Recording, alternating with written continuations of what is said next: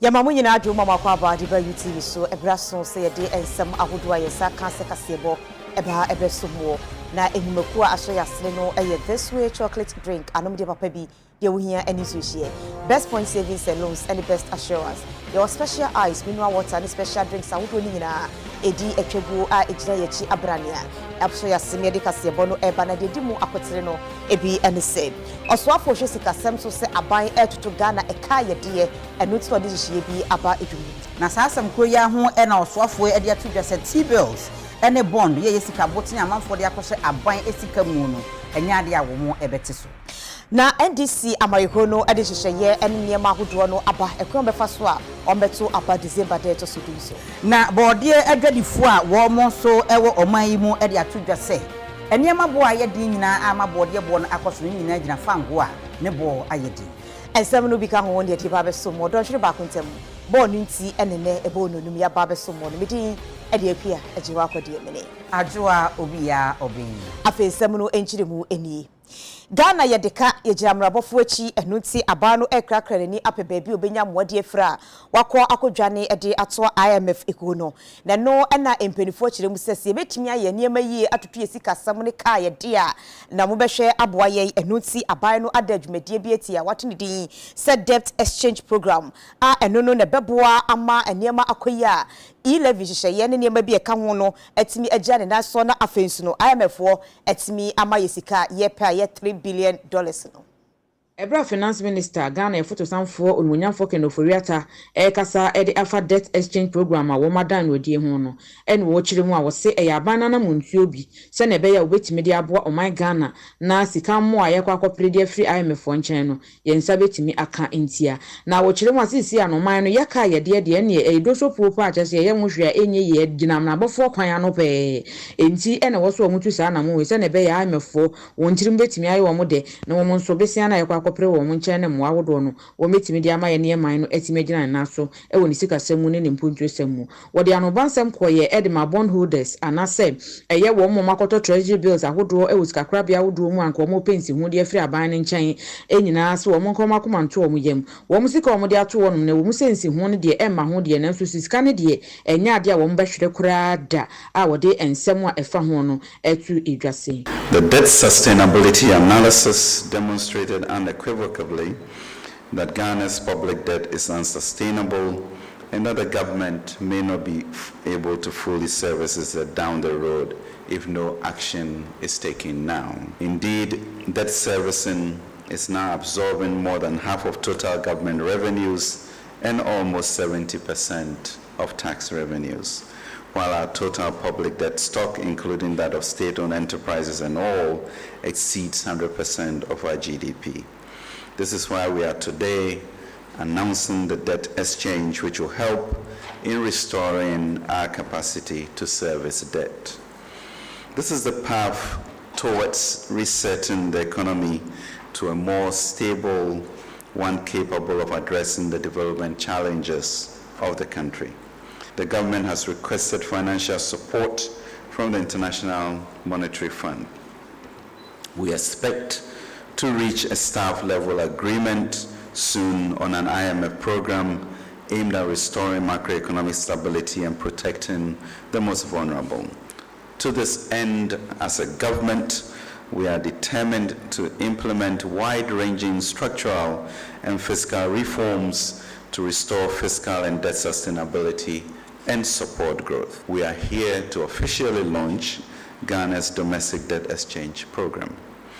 The objective of this program is to alleviate the debt burden in a most transparent, efficient, and expedited manner. In this context, by means of an exchange offer.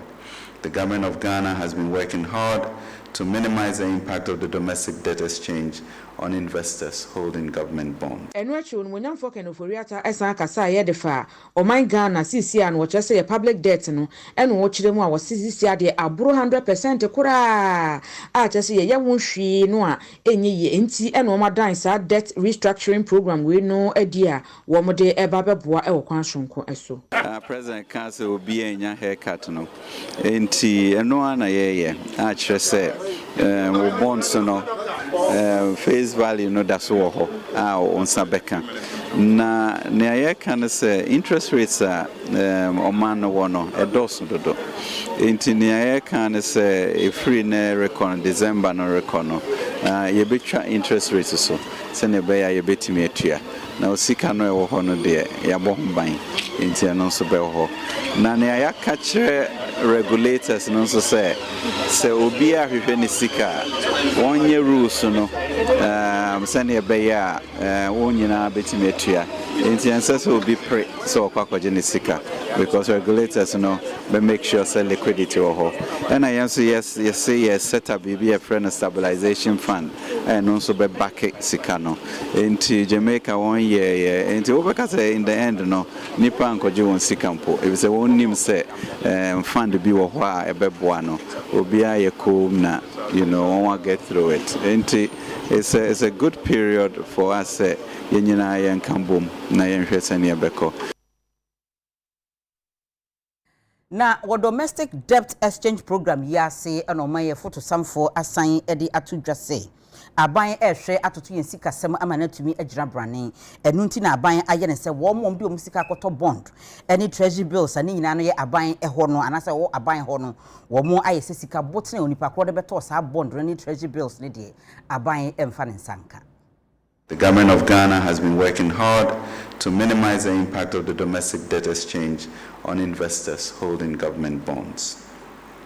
In particular, it does not embed any principal haircut on eligible bonds as we promise. Let me repeat this fact as plainly as I can. In this debt exchange, individuals holding domestic bonds will not lose, are not affected by the value of their investment will be retained. So let us remove any doubt and discard any speculation that the government is about to cut your retirement savings or the notional value of your investment. This is not the case. As already announced, treasury bills are completely exempted and all holders will be paid the full value of their investment on maturity. There will be no haircut on the principal of bonds. Individuals who hold bonds would also not be affected at all. Our domestic debt operation involves an exchange for new Ghana bonds with a coupon that steps up to 10% as soon as 2025, with zero interest in 2023, and the first interest payment in 2024, and longer average maturity for the bonds. Existing domestic bonds as of 1st December 2022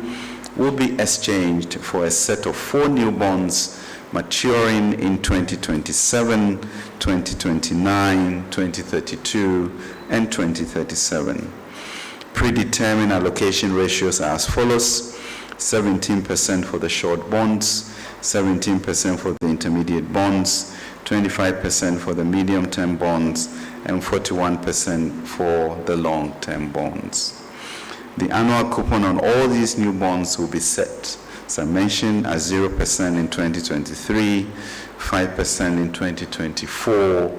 and 10% from 2025 until maturity. Coupon payments will be semi-annual. For emphasis, this domestic debt exchange program will not affect individual bondholders.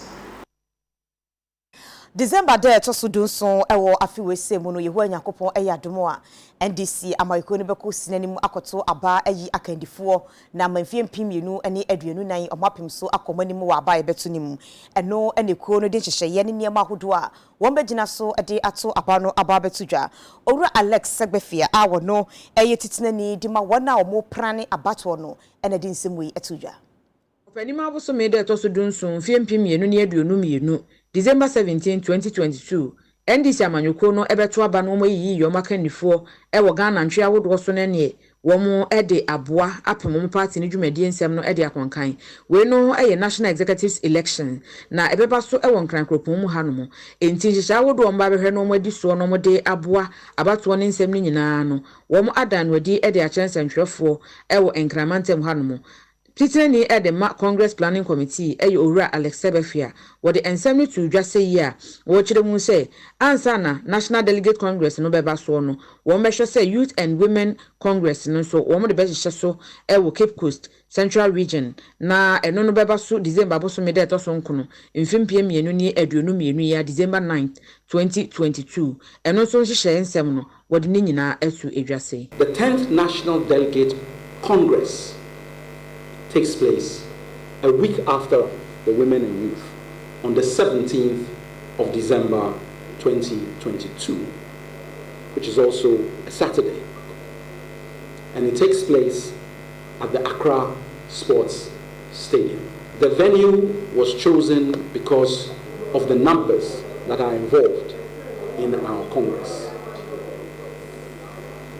The Grounds and Accommodation Committee have laid out plans to ensure that all delegates and guests are well seated and the party hosts a successful congress. A Congress delegate village is being established at the University of Ghana, Legon, which will accommodate delegates the night before on the Friday, to ensure that all delegates are then bused to the Congress ground on time so that we do not have the unfortunate delays that sometimes occur on these occasions. The number of delegates expected for the main Congress is 8,964. 8,964. And that is what we are expecting. Member Edema NDC National Congress Planning Committee, Lawyer Baba Jama, one also at the Ensema Hodro eto subi. Yeah, youth and women no our Cape Coast. Yeah, no be on the 9th. Tinami Adumwa Cape Coast University, youth and women and we are on the 17th near Baba National Congress Ewon Kranha. Near Electoral Commission never supervise election again. Delegates there were over 8,000 delegates for Congress. Now, apart from that, delegates no better Legon and a delegates no better. And in all, no Namia Dumwa weekend we and the National Congress. Ye penning four, Wamoba, Abedi Party Nenin, Eddie Akko in Kunindimu, come 2025 next year. And then talk about it. Na oswafo hwe adesua ho nsem so ewo my Ghana mu honorable Dr. Yaw Osei Aduchum ode atudwa se wonim se akyerkyerefo a wo my Ghana mu wo mu ehia mmoa ahodo no a nanso omampani Nana Adanko Akufo nya ade se wabu nnuagu na so wonim pa nti wo ba behwe na waya amom se de be ye wo beche asen ayeye ewo adwuma no emu.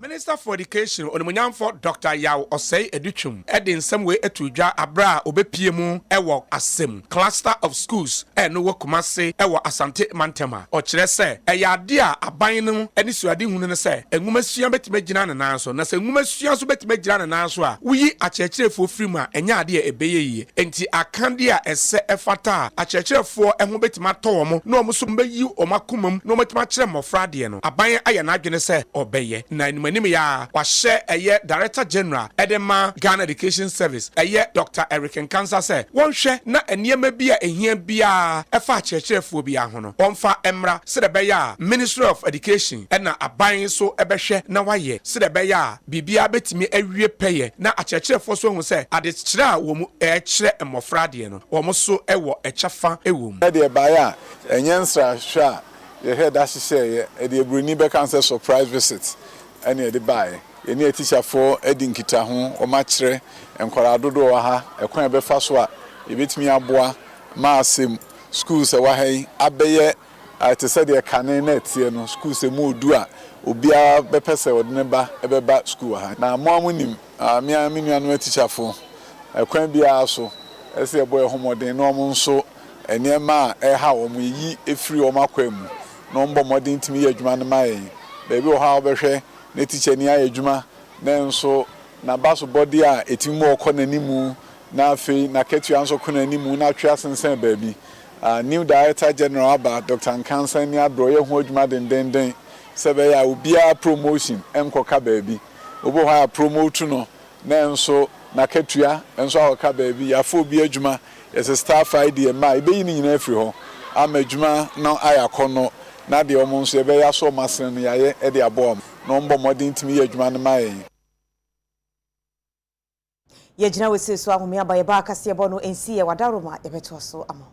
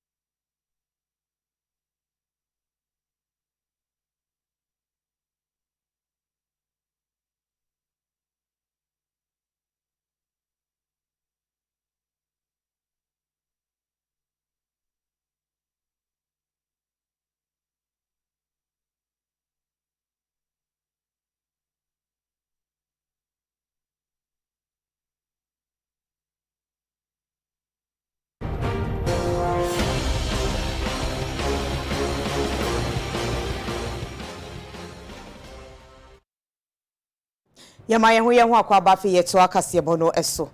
Efiada no ne edisi ho no ebo akuafo e wo Ghana ha se no abaso wo munyumapo moaye aboahwe ama Ghana ekom ane na ebi ekoso ewo elembele enam so e ma ba krachi penyimiche DC krachi e kaside to dwa chirim se akuafo ntonkoso enti anopasuo empeduane e ma yeni na omunye adwuma ma enuane musu wo Ghana na empo no yemfa bi enko amenani. Yes. Ufa Salama Telecomucazo and all the many areas. Adeba Kwa, Omodi Mogo Chapa, Assasia, Omina Aya community mining. Not so much mining. Aye. If you cry for, you will say, if you don't know, Hanu, Galamse for Hanu, anything any other time, say a better you know, better so. No, Sa Abaya. This is a problem. No, so only here community miner. And you know, say, a body, a fully a while. Let's have body and my body and we are sure I bring you down. Sabanchina, a while. Let's have Banchina and 2 1 years of our son and the it's young what you want. Yes, looking answer by ya. You know that there's a plantain chips of flour. It's at the body of the body, and we have plantain chips. We are Gumano.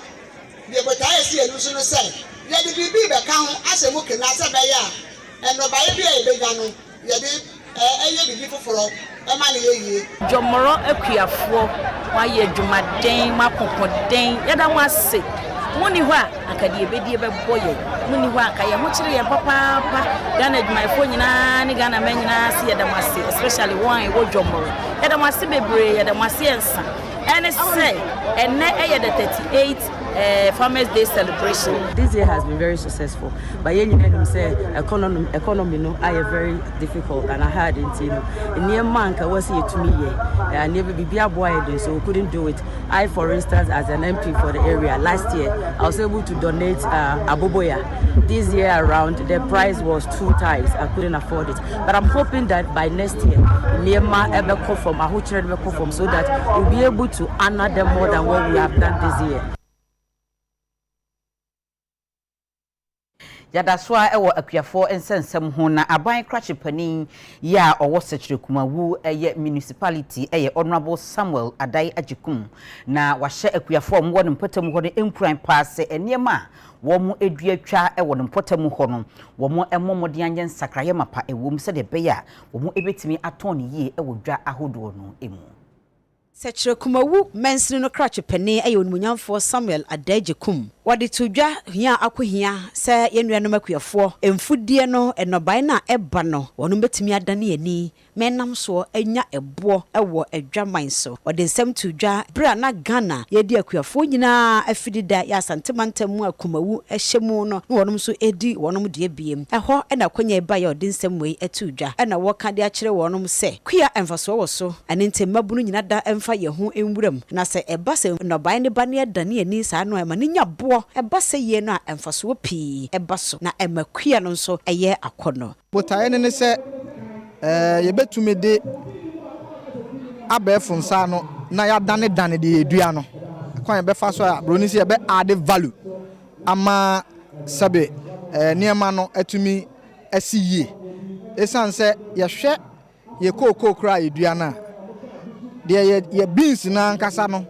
ebo no sabio o de toto de omo adane ani aye no chocolate ne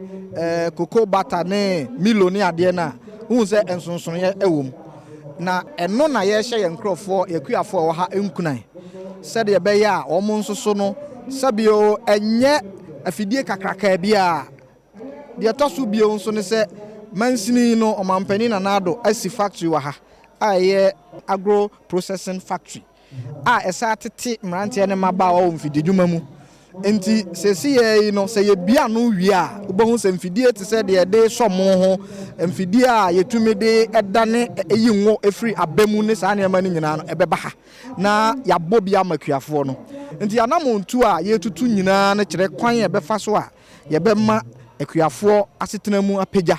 na omo no ba ye nso apagya na ɔmanya sika gu ombotom. Owura Akwasi Kwate a ɔno nso wonya abasobɔ ɛwɔ Planting for Food and Jobs dwumadi mu ɔno nso de nsɛm wei atudwa. Award amenya special award for Planting for Food and Jobs. Na me as a person and being a youth no. Na person take advantage ɛwɔ farming mu. Enti yan so yekom. In fact, started here no. It wasn't easy though, but government is share or my technical persons by around and as we speak, we are a brony body more than 100 acres,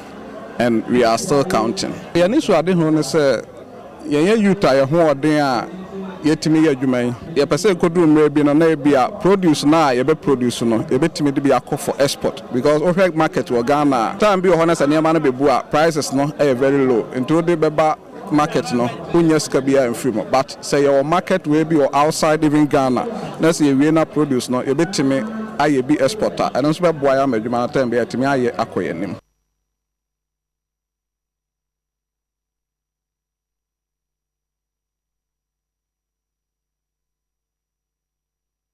Atebubu amantin a eno ewo bunu istimantem ne ho na adehye ne kobode mu de abasobodi adwumadi no ehhehye so enam so emamantem ne so afo kasari tudwachiri mu se bunu istimantem no kame akwakoye te se mantem a enuane firi ho no mo ebapa enti akuafo no omayade omo tonkoso enya adwumade ne ba no sa Ghana so ani beka omo ho se.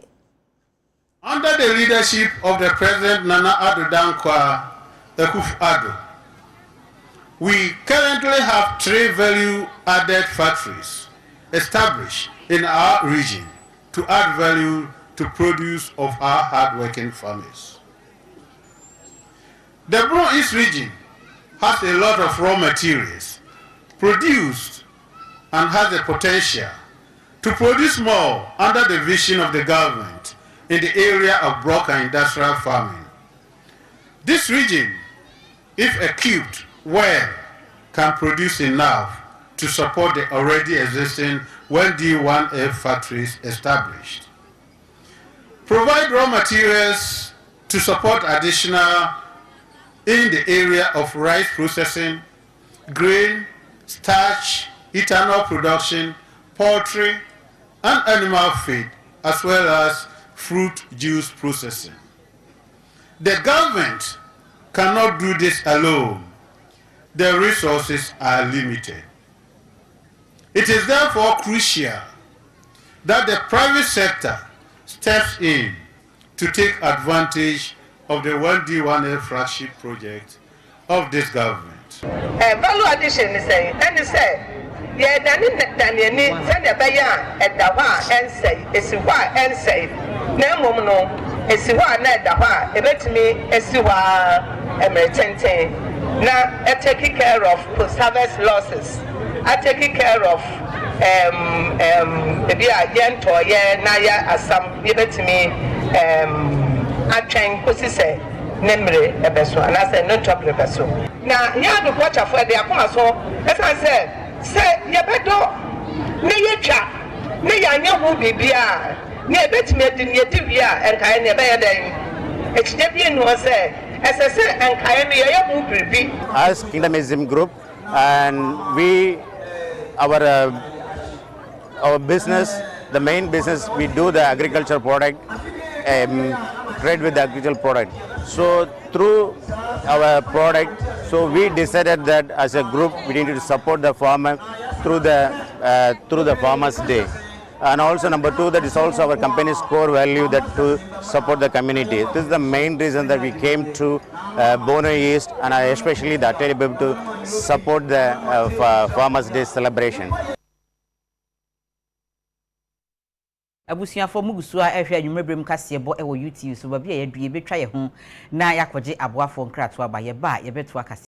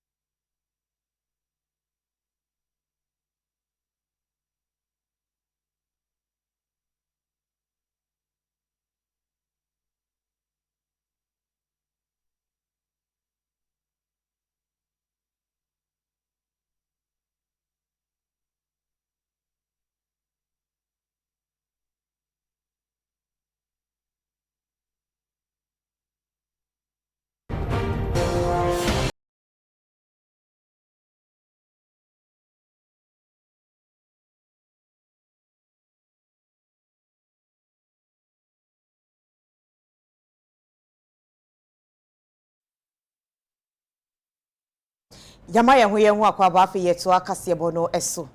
Chama General Kwame Sifakai wono na Peace FM anopadwumedi edi beso mu de bia na yatu idini se kukuruku no woti adwam edane no ode afutuo ama awofo nyina da se eye ma na yede omutoto nkrofo ho te se onhwe asomesi na wonsua no onhwe se de asomesi aye onhwe se de asomesi atumpo konim sa de no yenyai efri se ebu enkoda abamne momu no ye hye nkora no de nka twom so mo tonkoso no betimi aye de omo ye papa no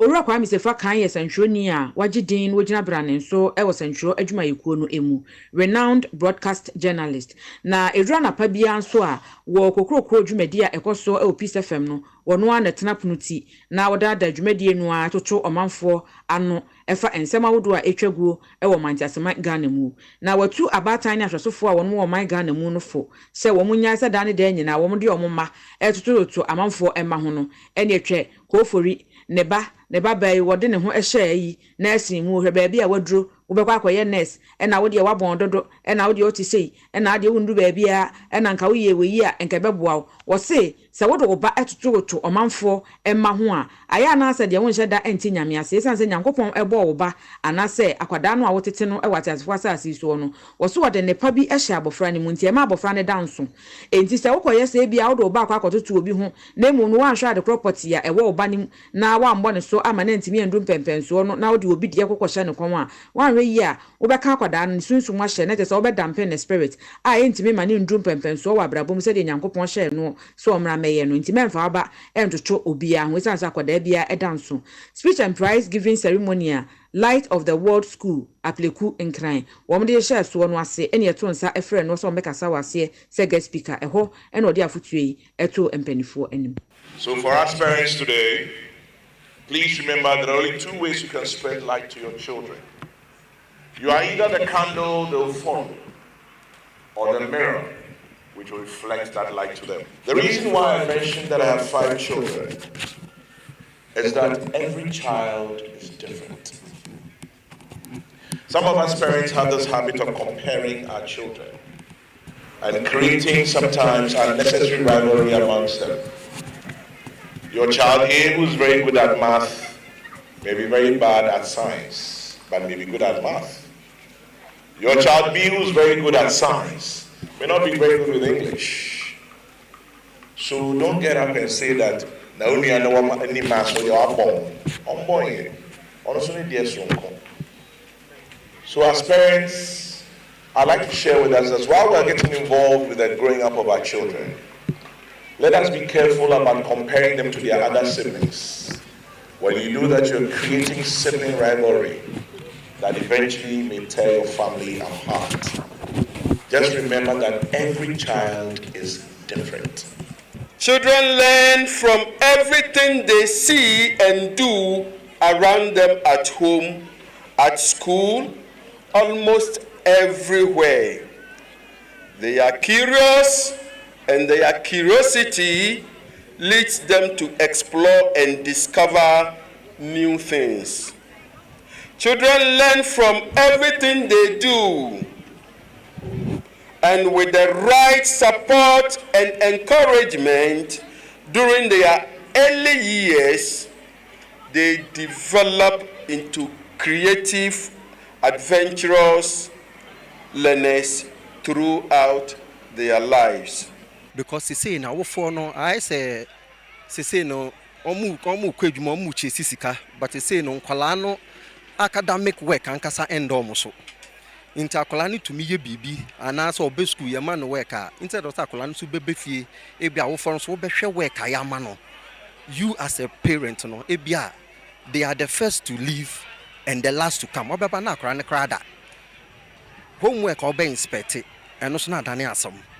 inti they are the stakeholders in education. Their role is also very much paramount. Na brode adwadifo a wo mudi omudwa ewo agogo ye wo Asante Achem North mansini mu ya ewo Asante Mantamu na ebo sobue wo mo ekyese aduane bo ane bo ayedin nyina no ejina sefa ngobo so ayedin ewo man Ghana mu ndimpanifo enhwe ho asemka. Edwadifo omo Asante Achim Agogo no Asante Achim North Mensinimo e Asante Mantema enkanka omo ton bode ene YouTube nsem twefo atwetwe nkomo ene omo kire se emprepi amanfo e kasete edwadifo se omo toto niema na ya na efo e di free akuafo enso so no na omo ton aboden eno ene omo kire se enye omo a efisa ade achi ade se nyina obemu se fa ngobo kwa na ekosoro e basa so na edwadifo na omo ton bode omo kofa e free achiri enti ka ahodo a omo e de kofa saa niema no so no na draba fo no so no e wo so omutimi etum enti eba saa na eniema no so no wo mo entimi nkase wo mo ebekwa kosoa e wo so mo de ka na kofa enobae efiri eye efuo ahodo na mo de bakurum enti eba so a wo so mo de bi ka ho enti se ye pese aduane bo ekofom de a na fa ngobo a ekosoro no eno ene wo se eba fom pe adwadifo a wo mo ekoto eniema edifiri akuafo eba no e yade ebo no ebetimi abafom aduane de ye ka se Ghana aduane mu ya na eboa nemo challenges e wo mu an se omo hwe transportation no a omo de be fe no ma na free ha na ade ne de ebu efo na eso e bi ode kwa koduru ho no isa se transportation no ano ya dininti e beduru dwama so no na ebo no so akwa ye din e de ama dwadini no patroninti ya mana omo de koya afu no ne bo de ne de bo wirisado ne bo de ne apafo bo de ne niama bibia bo de ne so ahunu nti kuyani ne kwa afu mu ho na e ka na ode free bus na eba no waje 10 million bi je 14 million ba bi e wa no eno na ha akuafo no yeso ya adwadifo no yeso ye de no se ye beto ne ama na ye de kwa achiri koton kane no na na adonya ntu ne ama no ye tia lord for 50 million ene ye de kro enne na wotu ne ama no ye tia lord for 110 million ene de ko wa beto ne ama 80 million woko tia lord for 110 million wo beto ne sai na wo de tia lord for no wanya bi nti na na obeboa ya onte di patron no so aduane wo ho be patron no enti amad yentimi nto eno na wo so oteso mayen eno so be maduane ne bo aba fom ekokrom so eno so betimi ayefo gu abegumu no oba ni frinkan eba no yatofu wa mu eti ono ne ti bus ni mo odi bedro no enam 150 o se free ha kod 150 o beti 150 na free sa body boto ba akopani mu ofa say na obenya me kwa na nukrom ya di me 12 cedis me ba 12 cedis na me bedro me fa me body eduro me di 15 cedis sanye minister ne be se sa bi kwa ya 15 cedis no me tim na olifa na free body eduro no na minister ka di me kwa me nya duro me ensape me di bi twaduane dam di bi akoto ansesa wa be ya me nkwan enti enya fo ya haw kase pa de eduro to apadie ni lolo fe no na ekunye lolo fe ese petrol boy edin ye kodofo a wo pe nu dofo ba ko a homa ba ko 3 million wo wie na wo so o de ba duro a de be ase to ba ko pe 800 eti bedu se kua nu ba adwuma ba wie no ba na beton park so no asan ko fo na ukosu ti na me no ma na ye sa no Neha ane de kase bono esie midin ade akua ajiwa akode mene ajoa obi ya oben yadamu nyina mase amamumo anehwanitia adehye